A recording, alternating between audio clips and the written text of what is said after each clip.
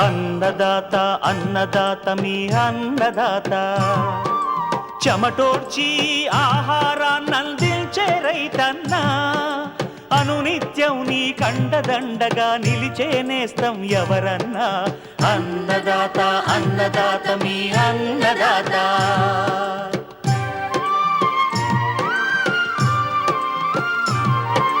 నూతన రీతుల సాగుబడికి, నూరింతలు పెరిగే దిగుబడికి సూచనలిచ్చే సస్య రక్షణకు, పశు పోషణకి శాస్త్ర విజ్ఞానం అందించి ముందుకు నడిపే తెలుగు రైతు భారతదేశానికి మకుటం అయ్యేలా తీర్చిదిద్దే ఆశయంతో మిమ్ము మేలు కొలిపేది అన్నదాత.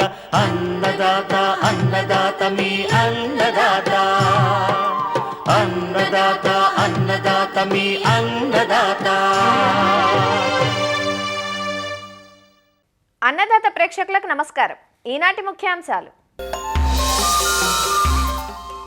నాటే వరిలో కలుపు యాజమాన్యం,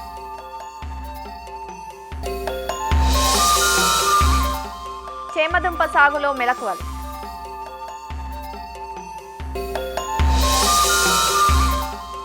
ఇంకా జై కిసాన్ వ్యవసాయ సమాచారం.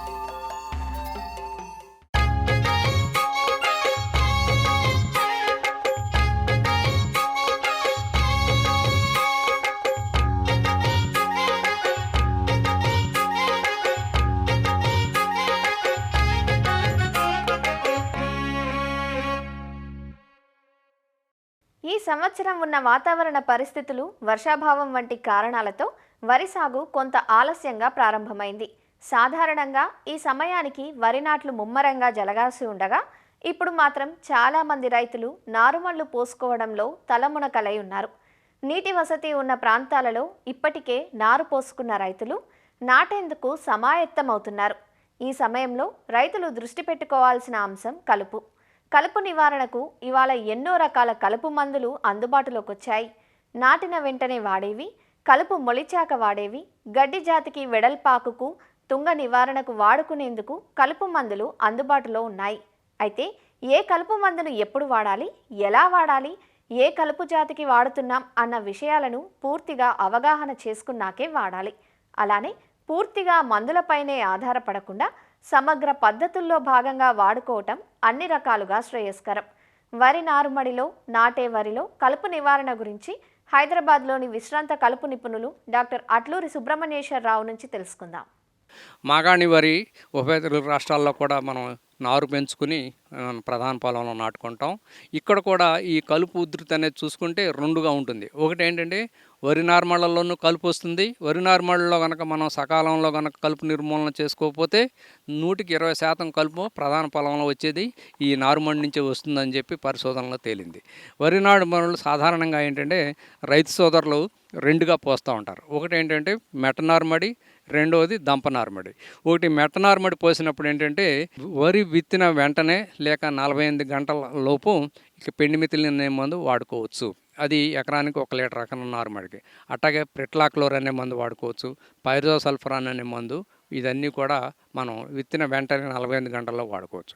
అట్లాగే దమ్ము చేసిన దంప నారుమడి అయితే 3 నుంచి 5వ రోజున ఈ పైరోసల్ఫరాన్ అనే మందు మాత్రమే ఎకరానికి 80 గ్రాములు వాడుకొని దాన్ని ముందుగా 1/2 లీటర్ నీళ్ళల్లో కలుపుకొని తర్వాత మనం చేసుకుంటే సరిపోతుంది. ఇసుకలో కలిపి వేసుకుంటే సరిపోతుంది. ఎక్కువగా వచ్చేది ఏంటంటే 185% వరకు కూడా మనకు ఈ నారుమళ్ళల్లో వచ్చేది ఊదయ. ఇది ప్రాథమిక దశలో వరికి ఊదకి డిఫరెన్స్ కనుక్కోవడం అనేది చాలా కష్టంగా ఉంటుంది. కాబట్టి మనం మనుషులతో తీయడం కానీ కూలీలతో తీయడం కానీ కుదరదు. మనం ఈ తుంగ ఉన్నప్పుడు సాధారణంగా నారు పీకినప్పుడు మళ్ళీ ఆ నారుతో పాటుగానే మళ్ళీ ప్రధాన పొలంలో కూడా వెళ్తానికి అవకాశం ఉంటుంది. కాబట్టి 15వ రోజున ఎక్కువగా ఉంటే కనుక ఊద ఎక్కువగానే ఉంటే కేవలం సైహాలఫాబ్యూటైల్ అనే మందు, అది క్లించర్ అనే పేరుతో దొరుకుతుంది. 1 లీటర్ నీటికి 2 మిల్లీలీటర్ల చొప్పున కలుపుకొని పిచికారీ చేసుకుంటే వరికి ఎటువంటి ఇబ్బంది లేకుండా వరిలో వచ్చేటువంటి ఊద పోతుంది. అలా కాకుండా ఊదతో పాటుగా మనకి వెడల్పాటాకు మొక్కలు కొద్దిగా తుంగ చిన్న మొక్కలు కనుకుంటే 15వ రోజున మనకి మంచి మందు ఏంటంటే బిస్పైర్ బ్యాక్ సోడియం అనే మందు. ఇది మార్కెట్లో నామినీ గోల్డ్, తారక్, ఏడోరా మొదలగు పేర్లతో దొరుకుతుంది. 1 లీటర్ నీటికి 0.4 ml చొప్పున కలుపుకుని కనుక పిచికారీ చేసుకుంటే నారుకి ఎటువంటి ఇబ్బంది లేకుండా నారులో వచ్చేటువంటి అన్ని కలుపు మొక్కల్ని సమర్థవంతంగా నిర్మూలించి మనకి 20వ రోజుకి కలుపు లేనటువంటి మంచి నారు వస్తుంది, నాటుకోవచ్చు. ప్రధాన పొలంలో మాగాణి మనం వరిగా నాటుకున్నప్పుడు చూస్తే సాధారణంగా మెట్ట వరిలో కానీ దమ్ము చేసి నేరుగా విత్తిన వరితో పోలిస్తే మాగాణి పొలంలో కలుపు సమస్య అనేది తక్కువగా ఉంటుంది. కారణం ఏంటంటే ఇక్కడ మనం 20 నుంచి 25 రోజులు పెంచిన నారుని నాటుతాము, పొలం అంతా దమ్ము చేసి నాటుతాము. అయినప్పటికీ కూడా కలుపుకున్నటువంటి కొన్ని సహజసిద్ధమైన లక్షణాల వలన ఇక్కడ సరైన సమయంలో మనం సమ్మర్లో మనం వేసవిలో లోతుదుక్కులు చేయకపోవటం, దమ్ము హడావిడిగా చేయటం, సరైన నీటి యాజమాన్యం పాటించకపోవటం, ఎరువులు ఎక్కువగా వాడటం మొదలగు కారణాల వలన ఈ నాటిన వరిలో కూడా ఈ కలుపు అనేది ఉధృతి ఎక్కువగా వస్తూ ఉంటుంది. ఇక్కడ ఊద కూడా ఎక్కువగా వస్తుంది. దోమకాల గడ్డి, ఉర్రంకి, తోణంగి ఇటువంటి గడ్డి జాతి మొక్కలు ఎక్కువగా వస్తుంటాయి. తుంగ ఇక్కడ కూడా వస్తుంది. కానీ మనకి అల్లిగడ్డి అనేది కూడా తుంగ జాతిలో సమస్యాత్మకమైనది కూడా ఇక్కడ ఎక్కువగా వస్తుంది. రాకాసి తుంగ, నీటి తుంగ ఇవన్నీ కూడా తుంగ జాతి మొక్కలు. ఇక వెడల్పాటాకు మొక్కలు వస్తే ఇక్కడ ఎక్కువగా వచ్చేది గుంట కలవరాకు, నీరు చిచ్చుకాడ, అట్లాగే బూరుకు కాడ, తూటి కాడ, పిల్లడుగాకు ఇటువంటి రకరకాలైనటువంటి వెడల్పాటాకు మొక్కలు ఎక్కువగా వస్తూ ఉంటాయి. అయితే వీటన్నిటిని మనం నిర్మూలించడానికి మనం ఇక్కడ కూడా 3 దశల్లో కలుపు యాజమాన్యం చేసుకోవచ్చు. ముందుగా ఏంటంటే నాటిన 3 నుంచి 5 రోజుల లోపల, అంటే కలుపు వచ్చినాక ఇబ్బంది పడతాం కన్నా రాకుండా చేసుకుంటానికి దాదాపుగా ఈ 15 నుంచి 20 రకాల అయినటువంటి కలుపు మందుల మిశ్రమాలు ఇప్పుడు మార్కెట్లో ఉన్నాయి. ఈ మిశ్రమాల యొక్క ప్రధాన ఉద్దేశం ఏంటంటే అన్ని జాతి కలుపు మొక్కల్ని, గడ్డి జాతి, వెడల్పాటాకు, తుంగ అన్నింటినీ కూడా ఒకేసారి కంట్రోల్ చేస్తూ ఉంటాయి. అయితే తక్కువ ఖర్చుతో మనకి స్ప్రేయింగ్ ఖర్చు కూడా తగ్గడానికి ఏంటంటే మార్కెట్లో 2 కలుపు మందుల గుళికలు మిశ్రమాలు అవైలబిలిటీలో ఉన్నాయి. ఒకటి ఏంటంటే ప్రిటలాక్లోర్ ప్లస్ బెన్సాల్ఫురాన్ మిథైల్, దాన్ని లోండాక్స్ పవర్ అనే పేరుతోనూ, అట్లాగే ఇంకొక పేరు 2-3 పేర్లతో కూడా దొరుకుతుంది. ఇది ఎకరానికి 4 కిలోలు. ఇంకొక రెండవ మందు ఏంటంటే పైరోసల్ఫురాన్ ప్లస్ ప్రిటలాక్లోర్ అనే మందు కూడా, ఇది కూడా 4 కిలో. ఈ 2 మందుల మిశ్రమాల్లో ఏది మనకి అవైలబిలిటీలో ఉంటే కనుక అది తీసుకుని ఎకరానికి 4 కిలోలు ముందుగా 20 కేజీలు ఇసుకలో కలుపుకొని నాటిన 3 నుంచి 5 రోజుల లోపల పొలంలో 1 నుంచి 2 అంగుళాల నీరు ఉన్నప్పుడు సమానంగా చల్లుకోవాలి. చల్లిన తర్వాత మనం పొలంలో నీరుని బయటికి పోనివ్వకుండాను, అట్లాగే బోధుల నీరు లోపలికి రానివ్వకుండా ఒక 48 గంటల వరకు ఉంటే దాదాపుగా 1 రోజుల వరకు కూడా ఎటువంటి కలుపు కూడా రాకుండా చేస్తుంది. ఇది చాలా మనకి రైతులకు తక్కువ ఖర్చుతో 500-600 రూపాయలతోనే ఎకరానికి అయిపోయేటువంటి ఇది. ఇక రెండవ దశలో ఏంటంటే ఏదైనా కారణం చేత 3 నుంచి 5 రోజుల లోపల కనుక ఈ గుళికలు వేయలేదనుకోండి, ఈ బిస్పైర్ బ్యాక్ సోడియం ప్లస్ పెనాక్సిలం అనే ఒక పేరుతో మార్కెట్లో గ్రీన్ ఎక్స్పర్ట్ అని ఒకటి దొరుకుతుంది. అదైతే ఎకరానికి 100 మిల్లీలీటర్లు స్ప్రే చేసుకోవచ్చు. అలాగే కౌన్సిల్ యాక్టివ్, అది ట్రయాఫోమేన్ ప్లస్ ఇథాక్సి సల్ఫరాన్, కౌన్సిల్ యాక్టివ్ ఎకరానికి 90 గ్రాములు. అట్లాగే సైహాలోఫాబ్యూటైల్ ప్లస్ పెనాక్సిలం, వివాయా, రెపోవెక్స్ కానీ ఇది కూడా 800 మిల్లీలీటర్లు. అట్లాగే ఈ మధ్యన కొత్తగా వచ్చింది నావలెక్ట్, ఒకటి ఏంటంటే ఫ్లోరోఫైరాక్సిఫెన్ ప్లస్ సైహాలోఫాబ్యూటైల్, ఇదైతే 500 మిల్లీలీటర్లు ఆ గ్రాముల మందు. వీటిలో మనకి ఏది అందుబాటులో ఉంటే వాటిని నీళ్లు ఉండి లేనట్టుగా ఉన్నప్పుడు మనం నీరు తీసేసి బురద పొదుల మీద కనుక ఖచ్చితంగా స్ప్రే చేయాలి. ఇక్కడ ఈ మందుల్ని ఇసుకలో కలిపి వేయడం అనేది కుదరదు. ఇది రెండవ దశ. ఇకపోతే మూడవ దశలో చూసుకుంటే ఎక్కువగా తుంగజాతి మొక్కలు ఎక్కువగా వస్తూ ఉంటాయి. అట్లాగే ఈ వెడల్పాటాకు మొక్కలైనటువంటి పర్టికులర్గా పిల్లెడుగా కానివ్వండి, ఇటువంటి సమస్యాత్మకమైన కలుపు మొక్కలు ఎక్కువగా వస్తాయి. వీటికి మనకి ఈ 2,4-D అమైన్ సాల్ట్ అనేది ఎకరానికి 400 మిల్లీలీటర్లు ఇసుకలో కలుపుకొని కనుక వేసుకుంటే 20 కేజీల ఇసుకలో చాలా వరకు తక్కువ ఖర్చుతో 200-300 రూపాయలతోనే చేసుకోవచ్చు. అలా కాకుండా metsulfuron plus methyl plus chlorimuron ethyl plus bispyribac sodium, ఈ 3 కలిపిన మందుల మిశ్రమం ఒకటి మార్కెట్లో ఎకట్స్ అనే పేరుతో దొరుకుతుంది. ఇదైతే ఎకరానికి 40 గ్రాములు. అట్లాగే ఇథాక్సి సల్ఫరాన్ సన్ రైజ్ అయితే ఎకరానికి 50 గ్రాములు. ఈ మనకు అందుబాటులో ఉన్నటువంటి ఈ 3-4 మందులు ఏదో ఒక దాన్ని తీసుకుని మనం స్ప్రే చేసుకుంటే ఈ మూడో దశలో వచ్చేటువంటి ఈ కలుపుని పర్టికులర్గా తుంగ లేక వెడల్పాటాకు మొక్కలు ఎక్కువగా వస్తుంటాయి, వీటిని సమర్థవంతంగా నిర్మూలించుకోవచ్చు. అయితే సాధ్యమంత వరకు రైతు సోదరులు ఎప్పుడు కూడా వేసవిలో లోతుదుక్కులు చేసుకోవటం, అవకాశం ఉన్నంత వరకు కూడా గ్రీన్ మెన్యూర్ క్రాప్స్, పచ్చిరొట్ట ఎరువులు వేసుకుంటే కూడా కలుపు ఉధృతి తగ్గుతుంది. మళ్ళీ పైపెచ్చుగా భూసారం పెరగడం ఇవన్నీ కూడా జరుగుతుందని చెప్పి పరిశోధనలు తేలింది. కాబట్టి అది చేసుకుంటూ అవసరమైనంత వరకు మాత్రమే కలుపు మందులు తక్కువగా వాడుకుంటే మనకి తక్కువ ఖర్చుతో మనం సమగ్ర కలుపు యాజమాన్యం చేసుకోవచ్చు.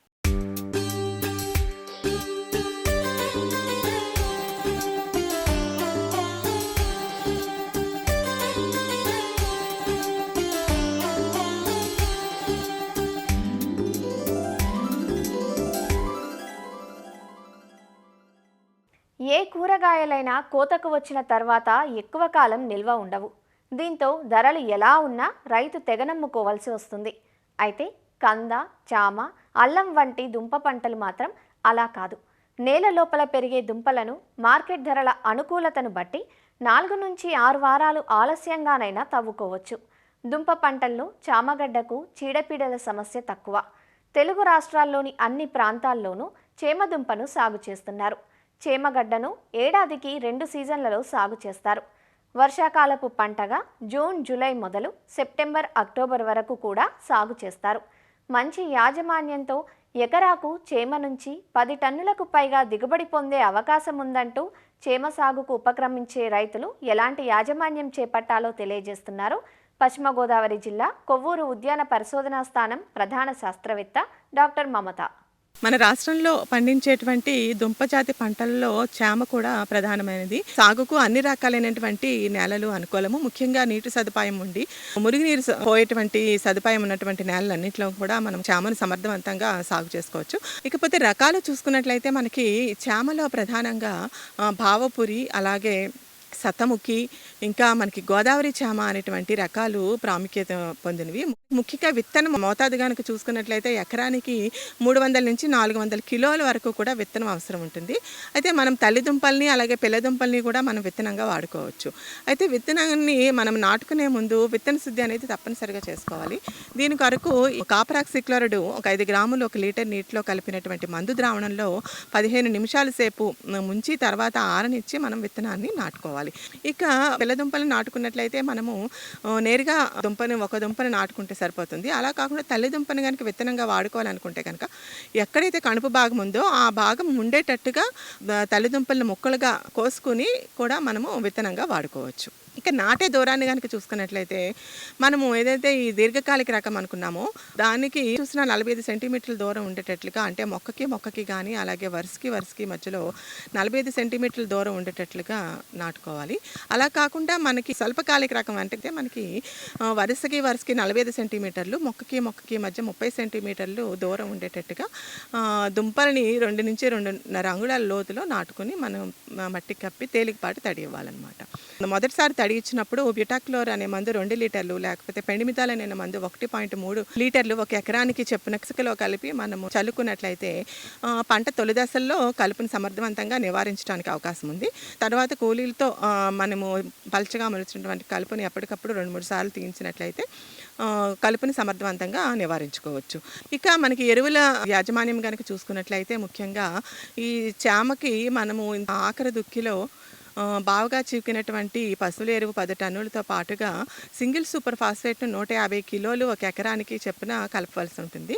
దాంతో పాటుగా నత్రజని ఎరువుని యూరియా రూపంలో, అంటే ఒక ఎకరానికి 105 కిలోల యూరియాను, అలాగే పొటాష్ ఎరువును మ్యూరేట్ ఆఫ్ పొటాష్ రూపంలో ఒక ఎకరానికి 55 కిలోల మ్యూరేట్ ఆఫ్ పొటాష్ను 3 సమభాగాలుగా చేసుకుని 30 రోజులకి, 60 రోజులకి, అలాగే 90 రోజులకి మొక్క చుట్టూ 2 వైపులా కన్నాలు చేసి వేసి మట్టి కప్పి తేలికపాటి తవిడి ఇవ్వాల్సిన అవసరం ఉంది. అలాగే నీటి యాజమాన్యం కూడా చూసుకున్నట్లయితే మనము ఎప్పటికప్పుడు నేల స్వభావము అలాగే వాతావరణ పరిస్థితులను బట్టి తప్పనిసరిగా ఎటువంటి బెట్ట లేకుండా మనము తడులు ఇవ్వాల్సినటువంటి అవసరం ఉంది. అలాగే ఈ చామను అరటిలో కానీ కొబ్బరిలో, మామిడిలో, జీడి మామిడిలో కూడా మనము అంతర పంటగా వేసుకున్నట్లయితే మనకి మధ్యలో ఉండేటువంటి ఫలాన్ని మనము సమర్థవంతంగా వినియోగించుకోవటమే కాకుండా అదనపు ఆదాయాన్ని కూడా పొందటానికి అవకాశం ఉంది. ఈటీవీ అన్నదాత గత 30 సంవత్సరాల రైతు సేవలో వసంతాలు పూర్తి చేసుకున్నందుకు ముఖ్యంగా శుభాభినందనాలు. ఈ రైతు సేవలో భాగంగా ఎప్పటికప్పుడు తన కార్యక్రమాల ద్వారా రైతులకు కావాల్సిన పరిజ్ఞానాన్ని రైతు ముంగిట్ల ఇవ్వడంలో తగిన ప్రాధాన్యత చేసుకుంది. అదేవిధంగా వివిధ ప్రాంతాల్లో పండించే పంటల మీద, అదేవిధంగా వివిధ ప్రాంతాల్లో వచ్చిన సమస్యల మీద ఎప్పటికప్పుడు రైతుల్ని జాగృతి చేస్తూ తక్కువ పెట్టుబడితో ఎక్కువ దిగుబడి సాధించేలాగా ప్రయత్నిస్తున్న ముఖ్యంగా ఈటీవీ అన్నదాత ప్రోగ్రాంకి ధన్యవాదాలు తెలియజేసుకుంటున్నాం. 85 నుంచి 89 వరకు నా డిగ్రీ చదివినాను కాబట్టి వ్యవసాయం అసలు ఎట్ట చేసేది కూడా తెలియక లాస్ అయిపోయిన నా రోజుల్లో. తర్వాత ఈ ఈటీవీలో అన్నదాత ప్రోగ్రాం చూసి దాంట్లో మెలకువలు తెలుసుకొని దాని ప్రకారం వ్యవసాయం చేస్తూ నా భాగానికి వచ్చిన పొలం పూర్తిగా సౌటి పొలం. తర్వాత దానికి జిప్సం తోలి ఇచ్చేసి మా అన్నగారు 20 బస్తాలు పండిస్తే ఒక కారు ఖరీఫ్లో నేను 2 కార్లకి 40-45 బస్తాలు తీసినది జిప్సం వేసి. ప్రతి రైతుకు కూడా ఆ అన్నదాతలో వచ్చే ప్రోగ్రామ్స్ విని ఆ సూక్ష్మాలు తెలుసుకొని యాంత్రిక పద్ధతులతో వరి పైరు కానీ ఈ షుగర్ కేన్ కానీ షుగర్ కేన్ కూడా 73 టన్నులు ఎకరాకి తీసినాను అప్పుడు షుగర్ ఫ్యాక్టరీ ఉండగా. ఈ గ్రౌండ్ నట్స్ ఎకరాకి 16 బస్తాలు పప్పు వచ్చింది. ఇది మెలకువల వల్లనే అన్నదాత ప్రోగ్రాం చాలా ఇంపార్టెంట్ రైతులకి. అన్నదాత ఫాలో అవుతూ ఆ డాట్ సెంటర్లో మా సైంటిస్టులు చెప్పే మాటలు ఫాలో అవుతూ నేను ఆ మెలకువలతోనే స్ప్రేయింగ్ లేకుండానే ఇది చేసేది నేను. అన్నదాత ఇవాళ ఎంత కృషి చేస్తుందంటే సేంద్రియ వ్యవసాయం, మిద్దె తోట, పెరటి తోట, అట్లాగే ఇంటి పంట, పూల తోటలు, పండ్ల తోటలు, ఆకుకూరలు, కాయగూరల తోటలకి అన్నదాత పెట్టింది పేరు, ఇంటింటా పేరు. సేంద్రియంగా భారతావన్ని నిర్మించడం కోసం అన్నదాత చేస్తున్నటువంటి కృషికి వారికి ధన్యవాదాలు తెలుపుకోవాలి. సేంద్రియ ఎరువుని తయారు చేసుకోవటం, సేంద్రియ పురుగు మందులు తయారు చేసుకోవటం, ఘనజీవామృతం, ద్రవజీవామృతం, అట్లాగే పాడి పంటలు, అట్లాగే పంట ద్వారా వచ్చే వ్యర్థాలని ఎరువు ఎలా తయారు చేసుకోవాలి అనే దాని మీద విశేషమైనటువంటి కృషి చేస్తున్నటువంటి అన్నదాతకి శుభాభినందనలు మనందరం తెలియజేసుకోవాల్సిన అవసరం ఉంది. గత 30 సంవత్సరాల సుదీర్ఘ చరిత్రతో రైతులందరికీ అపారమైనటువంటి సేవలు అందించినటువంటి అన్నదాత విభాగానికి నేను శుభాకాంక్షలు తెలియజేస్తూ, రైతుల పక్షంగాను మరియు శాస్త్రవేత్తల పక్షంగాను ఈ అన్నదాత వారి టీం అందరికీ కూడా నేను ఎన్నో శుభాభివందనాలు తెలియజేస్తూ ఉన్నాను. రైతు దుక్కుదిన్నున మొదల దగ్గర నుంచి విత్తనాల వరకు, అలాగే విత్తనం నుంచి వ్యాధుల వరకు, వ్యాధుల నుంచి చీడపీడల వరకు, చీడపీడల నుంచి పోషకాల వరకు, విత్తనం నుంచి పంట కోసే పద్ధతి వరకు కూడా అన్నదాత ఈటీవీ ప్రోగ్రాం ద్వారా రైతుకు వెన్నుదన్నుగా నిలిచింది అనేటువంటి విషయంలో ఎటువంటి సందేహం లేదు. ప్రతిరోజు 6:30కల్లా తెలుగు రాష్ట్రాల్లోని రైతులు తప్పనిసరిగా అన్నదాత ప్రోగ్రాం చూసే పొలానికి వెళ్ళేవారు. 60 సంవత్సరాలు పైబడిన రైతులు ఉన్నారంటే వారి ఎక్స్పీరియన్స్లో అన్నదాత భాగస్వామ్యం చాలా ఉంటుంది. ఎందుకంటే అన్నదాత ప్రోగ్రాంలో చాలా వాటిలో నిపుణులైన శాస్త్రవేత్తలతోటి, మంచి అభ్యుదయ రైతులతోటి ఎక్స్పీరియన్సెస్ని షేర్ చేయించి అదంతా కూడా ప్రతి రైతుకి కూడా అది తెలిసే విధంగా చేసి రైతుల్ని ముందుకు నడిపిన ప్రోగ్రాం అన్నదాత. 30 ఏళ్ళు పూర్తి చేసుకుంటుంది అన్నదాత అంటే 30 సంవత్సరాలు పూర్తిగా రైతుల్ని ట్రైన్ చేసిందని చెప్పడంలో అతిశక్తి ఏమీ లేదు. సీడ్ టు సీడ్ సీజన్ మొదలైన దగ్గర నుంచి హార్వెస్ట్ అయ్యి కోతలు కోసి పంటని దాచుకునేదాకా, మార్కెట్ తరలించేదాకా ప్రతి విషయంలోనూ శాస్త్రవేత్తలతోటి, పెద్ద పెద్ద రైతులతోటి అన్ని సలహాలు ఇప్పించి రైతులకి ఎంతో హెల్ప్ చేసింది అన్నదాత. 1996లో అన్నదాత ఎపిసోడ్ టీవీలో రావడం జరిగింది. అప్పటి నుంచి ఇప్పటికి 30 సంవత్సరాలు నిరాఘాటంగా వస్తూనే ఉంది. నిజానికి ఆ ఎపిసోడ్ కనుక చూస్తే ప్రత్యక్షంగా అమాయకమైనటువంటి రైతులు, చదువురాని రైతులు, వాళ్ళందరికీ కూడా చైతన్యం కలిగేటటువంటి విధంగా పథకాలు రూపొందిస్తూ ఉన్నారు. చాలా మెచ్చుకోదగ్గ విషయం. ఎందుకంటే ఇది వ్యవసాయ శాఖ చేయాల్సినటువంటి పని, యూనివర్సిటీలు చేయాల్సినటువంటి పనిని రామోజీరావు గారు టేకప్ చేశారు. ఈ అరగంట వాళ్ళు ఇచ్చేటటువంటి ఎపిసోడ్ ఏదైతే ఉన్నదో ఒక వ్యవసాయమే కాకుండా వ్యవసాయ అనుబంధ రంగాలన్నింటినీ కూడా ఒకటి తర్వాత ఒకటి ఒక జాగ్రత్తగా ఎపిసోడ్గా ఫిలిం చేసి దాన్ని రిలీజ్ చేయడం అనేది చాలా చాలా మెచ్చుకోదగ్గ విషయం. 1996 నుండి నేటి వరకు 30 సంవత్సరాలుగా కొనసాగుతున్నటువంటి అన్నదాత శీర్షికకు దాన్ని నిర్వహిస్తున్నటువంటి వాళ్ళకు అందరికీ కూడా శుభాభినందనలు తెలియజేస్తున్నాను. అన్నదాత ప్రోగ్రాం ఈటీవీ ద్వారా 30 సంవత్సరాల నుంచి ప్రసారం అవుతుంది. నేను అగ్రికల్చర్ చదివేటప్పటి నుంచి కూడా ఈ ప్రోగ్రాం చూస్తున్నాను. మేము కూడా ఈ ప్రోగ్రామ్స్ ద్వారా చాలా విషయాలు తెలుసుకుంటాం. అవే విషయాలు రైతులకు కూడా మేము ఎడ్యుకేట్ చేయడం జరుగుతూ ఉంది.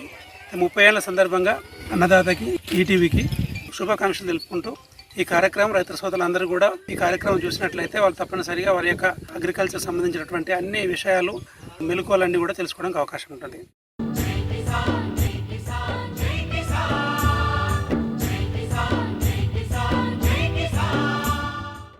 వ్యవసాయ సమాచారం ఇప్పుడు జై కిసాన్లో చూద్దాం. వానాకాలం సీజన్ ఆరంభమైంది. ఎల్నినో ప్రభావంతో వర్షాలు పూర్తిస్థాయిలో విస్తరించని పరిస్థితి. అదనూ పదునూ పోతుందనే భయంతో ఆదిలాబాద్ జిల్లాలో ఇప్పటికే చాలామంది రైతులు సోయా సాగు చేశారు. చాలా ప్రాంతాల్లో పంట ఎదుగుదల దశకు చేరుకుంది. అయితే జైనత్ మండలంలోని లక్ష్మీపూర్లో సాగైన సోయా పంటలో ప్రైవేటు విత్తనాలు సరిగా మొలకెత్తలేదు. వాతావరణ ప్రభావమో విత్తన లోపమో అర్థం కాని అయోమయ పరిస్థితి నెలకొంది. ఈ పరిస్థితుల్లో క్షేత్రస్థాయిలో పరిశీలన చేసిన వ్యవసాయ పరిశోధనా స్థానం శాస్త్రవేత్త డాక్టర్ రాజశేఖరతో మా ప్రతినిధి మణికేశ్వర్ ముఖాముఖి ఇప్పుడు చూద్దాం. ఉమ్మడి ఆదిలాబాద్ జిల్లా వ్యవసాయ రంగంపై ఎలినినో ప్రభావం ఎలా ఉంటుందనేది పక్కన పెడితే ప్రస్తుత విత్తన దశలోనే ఒడిదొడుకులు ఎదుర్కోవాల్సి వస్తుంది. నకిలీదేదో అసలుదేదో తెలుసుకోలేక సతమత పడాల్సి వస్తుంది. తాజాగా జైనత్ మండలం లక్ష్మీపూర్లో ఒక గ్రామంలోనే 405 ఎకరాలలో సోయా విత్తనం మొలకెత్తలేదు. ఫలితంగా రైతుల్లో ఒక ఆందోళన కనిపిస్తుంది. జైనత్ మండలం లక్ష్మీపూర్లో 405 ఎకరాల్లో సోయా విత్తనం మొలకెత్తలేదు. అక్కడ తేలిందేంటి? లక్ష్మీపూర్ గ్రామంలో ఒకటే చేన్లో ఒకే రైతు మాలవిక రకాన్ని అదేవిధంగా పక్కకు ఈ తేజస్వి రకాన్ని వేయడం జరిగింది. ఒకే రోజు వర్షపాతం సుమారుగా 62 నుంచి 65 మిల్లీమీటర్లు వర్షపాతం కురవడం జరిగింది. మరి మొలక శాతము గమనించడం జరిగింది. సాధారణంగా 33 మొలకలు ఉండాలి ఒక స్క్వేర్ మీటర్లో ఆన్ యావరేజ్గా. సో 5-6 ప్లేసెస్లో చూసుకున్నట్లయితే తేజస్వి మొలక శాతం అనేది మ్యాక్సిమం 15 ఉండడం అనేది గమనించడం జరిగింది. మరి పక్కకు వేసిన మాలవిక రకంలో చూసినట్లయితే యావరేజ్గా 40 నుంచి 50-55 వరకు కూడా ఉన్నాయి. అంటే రైతులు తీసుకున్న ఫీడ్బ్యాక్ ప్రకారంగా వర్షము ఆ రోజు పడ్డది. రెయిన్ఫాల్ డీటెయిల్స్ ప్రకారంగా ఒకటే చేన్లో పక్కకి మరి 2 రకాలు విభిన్నంగా కనబడుతున్నాయి. కాబట్టి దానికి అనుగుణంగా మేము సైంటిఫిక్ రిపోర్ట్ అనేది ఇవ్వడం జరుగుతుంది. దాన్ని బేస్ చేసుకొని వ్యవసాయ శాఖ అదేవిధంగా సదరు కంపెనీకి సంబంధించి వాళ్ళు మరి చర్చించుకొని ఫర్దర్గా ముందుకు పోయే అవకాశం ఉంది. ఒక రకంగా ఇప్పటికే విత్తన దశ దాటిపోయింది. నాణ్యత ఉంది లేదనే విషయం ఇప్పుడిప్పుడే బయటపడుతుంది. ఇలాంటి పరిస్థితిలో మళ్ళీ ఇప్పుడు రైతు విత్తనం వేసుకోవడానికి సమయం అనుకూలంగా ఉందా లేదా వేసుకోవాలా? ముఖ్యంగా ఏంటంటే సోయాబీన్ విత్తడానికి జూలై మొదటి వారం అంటే మ్యాక్సిమం ఒక 10వ తారీఖు వరకు విత్తుకునే అవకాశం ఉంటుంది. కాబట్టి 60 మిల్లీమీటర్ల కంటే ఎక్కువ వర్షపాతం కురిసినాకనే ఇంకా అంటే ఈ మొదటి వారంలో కూడా విత్తుకోవాలి. లేదు అంటే సోయాబీన్ కాకుండా మిగతా వేరే పంటలకు పత్తి కానీ తర్వాత కంది కానీ ఇతర పంటలకు పోతేనే బాగుంటుంది. రైతులకు కొంతమంది కంపెనీలు అయితేనేమి కొంతమంది డీలర్ అయితేనే నకిలీ విత్తనాలు ఇస్తున్నారనే అంశం అడపాదడప బయటకు వస్తూనే ఉంది. అలాంటి సమయంలో అవగాహన కల్పించాల్సిన అవసరం కూడా ఉంది. ఆ ప్రయత్నాలు చేయట్లేదని అనిపిస్తుంది. ఇది నిజం కాదంటారు. ఖరీఫ్ సీజన్కే ముందు ఈ రైతు ముంగిట శాస్త్రవేత్తలు కానీ వివిధ రకాల మాధ్యమాల ద్వారా కానీ ఈ సీడ్ టెస్టింగ్ అంటే జెర్మినేషన్ పర్సంటేజ్ విత్తనం వేయకముందు ఒక ర్యాండమ్గా ఒక 100 విత్తనాలు చూసుకొని ట్రే పద్ధతి ద్వారా కానీ వాటర్ పేపర్ పద్ధతి కానీ భూమిలో వేసుకొని దాని మొలక శాతాన్ని గమనించుకోవాలని ముందటి నుంచే చెప్తా ఉన్నాము. సో ఆ విధంగా కూడా కొంత రైతులు చేసుకోవాలి. ఒకవేళ ఏదైనా నాణ్యత లేని వాళ్ళ యొక్క డౌట్ వస్తే దాని పరంగా మా యొక్క వ్యవసాయ విశ్వవిద్యాలయం కానీ పరిశోధనా స్థానం కానీ కృషి విజ్ఞాన కేంద్రం కానీ వాటిని నివృత్తి చేసే అవకాశం ఉంటుంది. మొలకెత్తని విత్తనాల శాంపుల్స్ మీరు సేకరించారు. వాటిని మీరు ఇక్కడ ప్రయోగశాలలో పరిశీలించారు లేదా మీరు ప్రాథమికంగా మీరు కొంత జర్మినేషన్ తక్కువ తేలింది.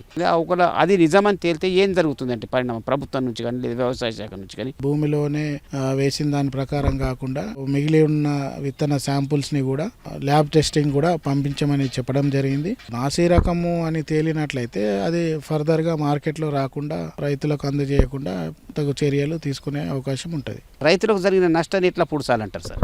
నిర్ణయం అనేది కలెక్టర్ దృష్టికి కూడా తీసుకెళ్లడం జరిగింది. కాబట్టి వాళ్ళకు తగు న్యాయం చేయాలని వాళ్ళు చర్చ అనేది జరుగుతూ ఉంది. విత్తనం ఏదైనా నాణ్యత ఉందా లేదన్నది తెలుసుకోవాల్సిన ప్రథమ కర్తవ్యం రైతుపైనే ఉందనే అభిప్రాయం ఆయన నుంచి వ్యక్తమవుతుంది. ఒకవేళ పరిశీలనలో నమూనాలు సేకరించిన తర్వాత వచ్చిన వ్యత్యాసాన్ని పరిగణలో తీసుకుంటే ప్రభుత్వానికి నివేదిక సమర్పిస్తామనే సూచన వినిపిస్తుంది. కెమెరామెన్ కిరణ్తో మణికేశ్వర్, ఈటీవీ న్యూస్, ఆదిలాబాద్. మరిన్ని విభిన్న అంశాలతో రేపటి అన్నదాతలో మళ్ళీ కలుసుకుందాం. నమస్కారం. అన్నదాతలు తమ సందేహాలు సమస్యలను 1800 425 4085 టోల్ ఫ్రీ నెంబర్లో ఉదయం 10 గంటల నుంచి 11 గంటల మధ్య పని దినాలలో సంప్రదించగలరు. ఈ కార్యక్రమాన్ని యూట్యూబ్లో www.youtube.com/annadaata ETV లింక్ ద్వారా వీక్షించవచ్చు.